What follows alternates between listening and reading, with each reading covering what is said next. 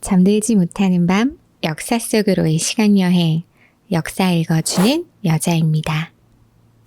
오늘 여러분들께 들려드릴 이야기는 인간이 꿈꿔왔던 이상적인 세계, 유토피아입니다. 유토피아라는 단어를 일상생활에서도 꽤나 많이 쓰고 있는 것 같아요. 현실이 어려울수록 인간은 이상향을 꿈꾸고 그 이상향을 현실로 실현시킨 것들이 수많은 정치 체계들과 정책들입니다. 이는 서양에서뿐만이 아니라 동양에서도 마찬가지였는데요.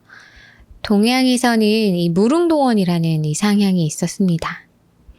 분명 유토피아는 어느 곳에도 없는 상상의 장소일 뿐이지만 이 유토피아는 서양 정치사와 그리고 사상사에 꽤나 큰 영향을 미쳤어요. 그렇다면 지금부터 과연 유토피아가 무엇인지 한번 이야기해 볼게요. 유토피아라는 단어는 그리스어로 우와 토포스의 합성어입니다. 토포스는 장소를 뜻하는 단어고요. 앞에 붙는 우는 없다라는 뜻을 가지고 있는 동시에 또 좋다라는 의미를 가지고 있어요. 그래서 유토피아는 세상에 없는 곳을 뜻하지만 또 한편으로는 좋은 곳을 의미하기도 합니다. 역사적으로 유토피아를 이야기했던 학자들이 굉장히 많았는데요. 여러분도 이미 잘 알고 계시겠지만 바로 토머스 모어와 프랜시스 베이컨 등이 있습니다.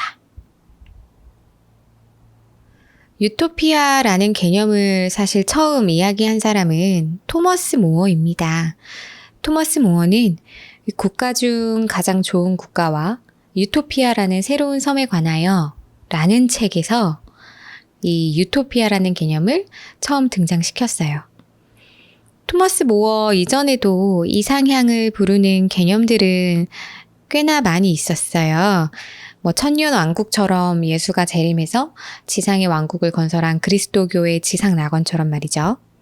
하지만 토머스 모어의 유토피아는 그런 신화적인 낙원을 꿈꾸지 않고 법과 규제를 통해서 인간의 욕망을 제한하고 인간의 욕망을 제한함으로써 사회적 갈등과 불만을 해소하려는 이런 현실적인 사상이었습니다.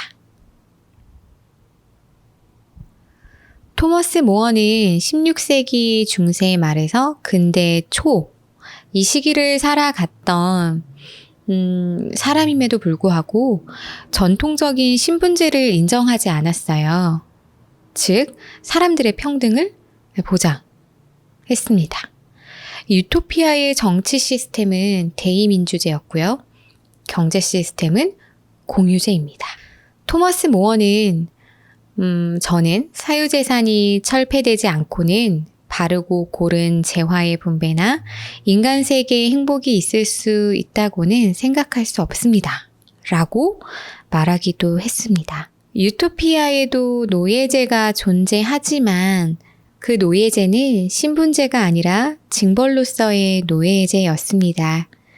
유토피아는 법과 제도적 규제를 통해 이상사회를 실현하는 곳이기 때문에 법과 이 제도적인 어떤 규제를 지키지 않으면 노예로 만들므로써 이 모든 사람들에게 법과 규칙을 지키도록 강제하는 것이죠. 토머스 모어의 유토피아는 서양 사상계에 큰 파문을 일으켰습니다. 특히 서양사에서 15, 16세기는 중세 말에서 근대로 이행하던 시기였기 때문에 전쟁과 기근으로 굉장히 혼란스러웠고 우리가 이제 지난번에 다뤘던 흑사병 역시도 또 사회의 혼란을 가져오는 한 가지 요인이었습니다. 이런 현실의 문제를 해결하기 위해서 지식인들은 나름대로의 해결책을 제시하기 시작했고 그중 하나가 바로 이 유토피아였습니다.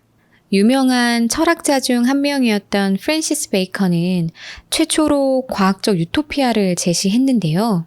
바로 새로운 아틀란티스입니다. 토머스 모어가 법과 규제로 인간의 욕망을 제한하고 자족할 수 있는 사회를 구상했다면 이 베이컨은 과학으로 사회적 진보를 꿈꿨습니다. 과학이 발전해서 생산량이 증대하고 그렇게 총 생산량이 증가하게 되면 인간의 욕구를 충족시킬 수 있다고 생각했던 것이죠. 하지만 토마스 모어의 유토피아도, 이 베이컨의 유토피아도 현실적으로는 실현되지 못했죠. 오히려 디스토피아라는 반대의 개념을 탄생시켰습니다. 유토피아는 인간의 자유를 억압하고 인간의 욕구를 통제함으로써 이상향을 건설했기에 언제나 전체주의에 의한 디스토피아의 가능성이 내포되어 있었고요. 이는 헉슬리의 멋진 신세계, 조지 오웰의 1984 등의 문학 작품이 이러한 모습들을 잘 그려냈죠. 그리고 역사적으로도 사회주의 혁명을 달성했던 소련은 결국 디스토피아로 사라져 갔습니다. 분명 유토피아는 이 현실의 모순을 비판하고 해결하려는 사상이고요. 신화적인 것이 아닌 인간의 법과 제도를 개선하여 달성할 수 있다고 생각하는 현실적인 정체 사상이었습니다.